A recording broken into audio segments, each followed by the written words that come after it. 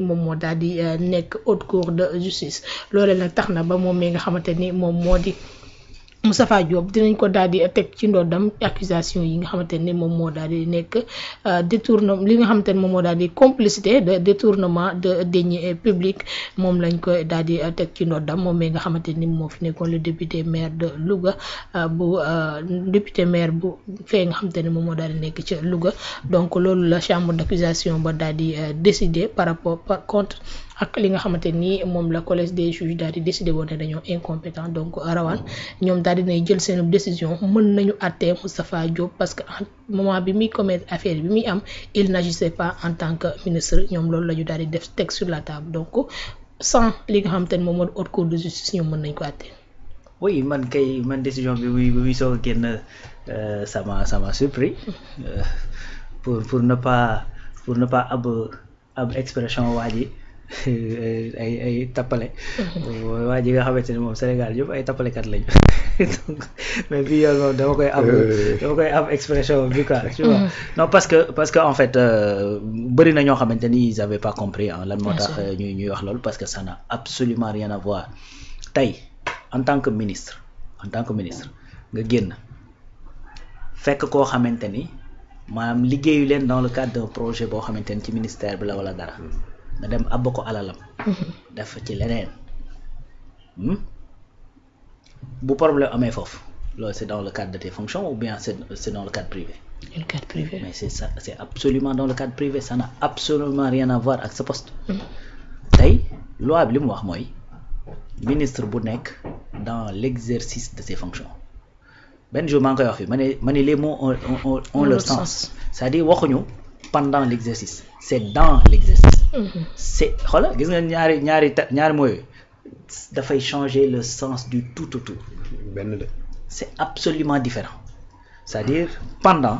bu ñu ne woon pendant l'exercice de ses fonctions pendant nag période la donc mais dans l'exercice mooy au moment où tu es en train d'exercer sa fonction c'est ça la différence.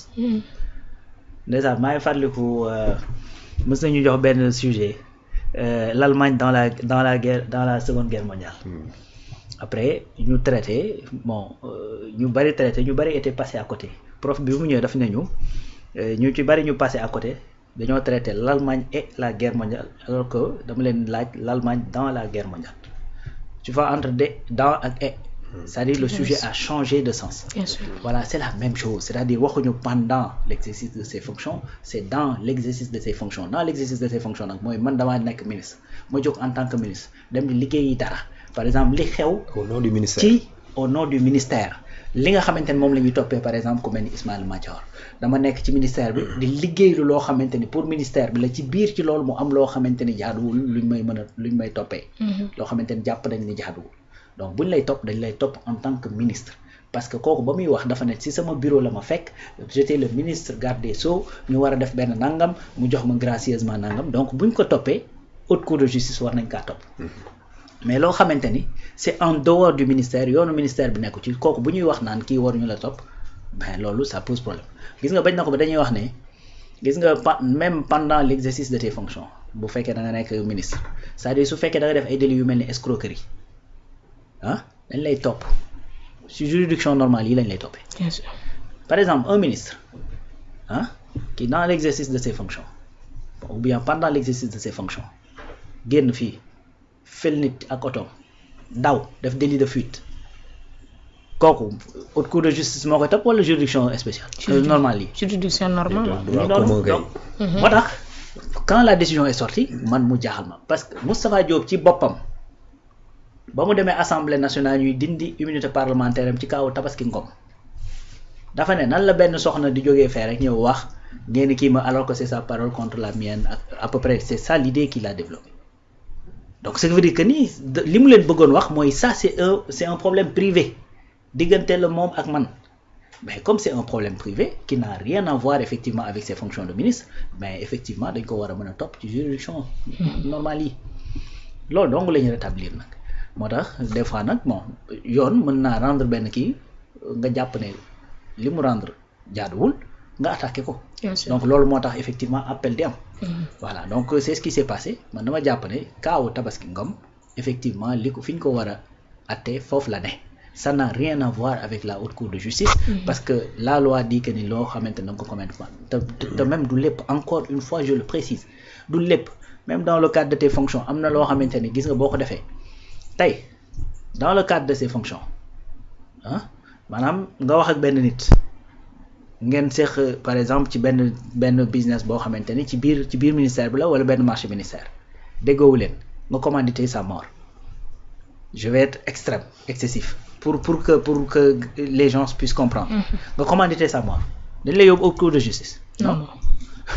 chambre criminelle da nga jëm bu dee rek bul sonn gars yi dañ lay àtte comme ci loolu donc il faudrait que effectivement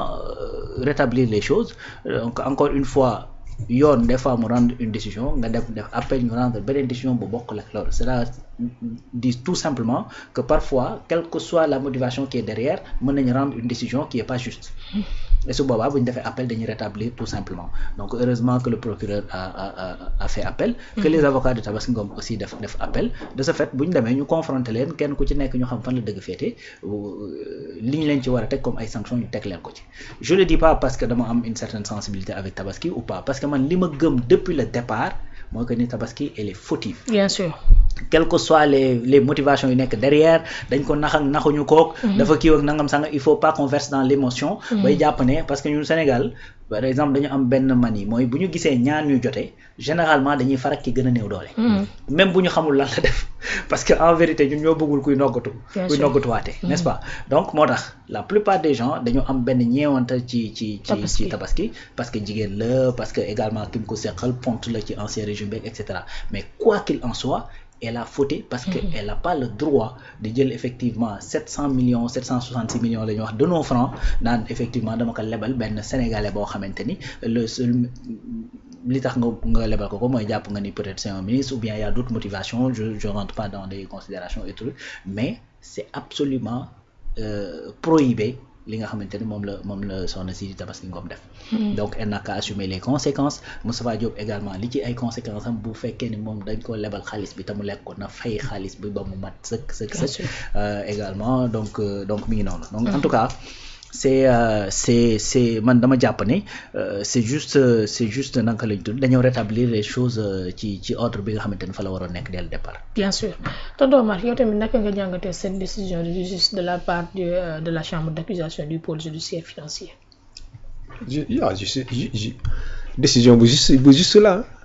Décision bu juste la parce que nag juste que elle a affaire à un politique les politiciens là dañoo tàmm di def dilatoire de. parce que ñoom lépp nañ mën a def pour jaxase carte gi dañ koy def loolu la rek mais moo gën a xam ne ce monsieur là il sait très bien que juridiction yi compétent nañ pour juger ko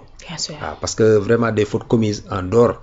n'est-ce pas de sa fonction de ministre defe naa ne xaw ma lu tax muy bëgg a haute cour de justice juger ko c'est juste pour retarder l'échéance rek mais xam na ko bu baax a baax xam nga politique yi nag ñoom tàmm nañ loolu tàmm nañ manipulation dañoo tàmm manipulation ba jàpp ne même les juridictions là war nañ leen mën a manipuler loolu rek c'est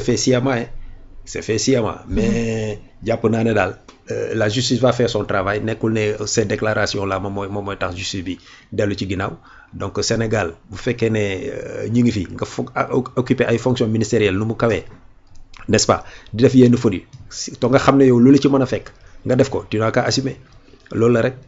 parce que man jàpp naa ne daal li muy def yëpp c'est de la politique politicienne comme à leurs habitudes les politiques là chaque fois que mu ñu defee dara rek dinañ jéem a ut ay voies de contournement pour soit retarder l'échéance wala pour brouiller les pistes ou bien pour nax l'opinion alors que il n'en est rien donc il n'a qu'à assumer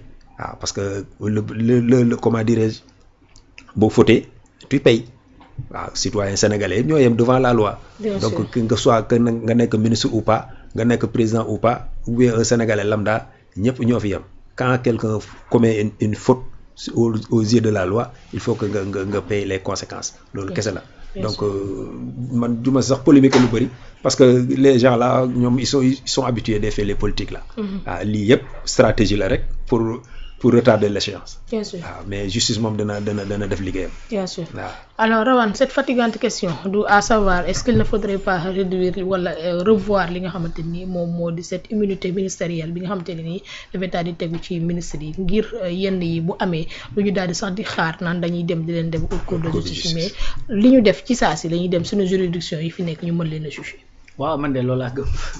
man loolu laa yàgg a prôné j'ai toujours dit que ni effectivement dañ leen war a génne ci article 101 bi de la constitution man loolu laa gëm dama jàpp ne président de la république wax dëgg fa yàlla c'est une personnalité à part. parce que tamit li ñu ko dénk teg ko ci ndoddam faw ñu protéger ko. donc loolu man mën naa ci d'accord par contre mën naa d'accord sax mu rogalaat ba ci le premier ministre. yaa ngi dégg même sax bu ñu ci dugalee président assemblée nationale deuxième personnalité de l'État bu président indisponible moom moo koy remplacer mais par contre les ministres et tout ça man pour man cette protection bi ñu def ci ñoom jaru ko. jaru ko de. voilà pour man jaru ko c'est-à-dire tey ku ne xam na ni ñu dénk la ay deniers publics nga di ci def naka su dul noonu jaaduwul jekkul d'abord c'est pas moral ba pare c'est illégal loolu ñëpp ko xam. donc tey su fekkee ni yow da nga nekk foofu ba def loo xamante ni defuut c'est-à-dire le président waxoon ministre bu toog dans l'intimité de son bureau nga def loo xamante ni deful y a pas de solidarité qui tienne. donc loolu pour man dañoo war a dem au-delà déjà de façon globale sax man li ma jàpp mooy que ni constitution bi y a des choses yu nga xamante ni il faut que ñu joyanti ko et tout ça ci biir constitution bi même. Même tey lu mel ni conseil constitutionnel bi nga xamante ne moom moo koy jëmmal également modification yi nag ñi ngi ñëw parce que y a la cour qui doit venir et tout ça mais man jàpp naa ni les ministres dañ leen war a génne ci carcan boobu. tey un directeur général bu nekk ci benn société c'est-à-dire c'est le bras opérationnel quelque part du ministère pourtant kooku amul protection boobu te pourtant daanaka. li nga xamante ne mooy budget buy jaar ci ministère bi ñoo koy exécuter. bien sûr ñoo koy exécuter c'est-à-dire da ngay par exemple tey regarde APROSI li ñuy waxtaanee nii APROSI la xewee. c'est une direction agence la. ANAMO barki dem Ndiaye ñu ngi ko fi waxtaanee. ñeneen ak ñeneen pourtant ces DG n'ont pas cette protection te pourtant ñoom ñoo nekk au cœur de l'opérationnel. parfois sax ñoom ñooy gën a exposé wu effectivement à ces genres d'erreurs. xam nga parce que ministre bi généralement dañ la boo waxee sax dañ naan la xaalis du jaar ci moom day ordonné rek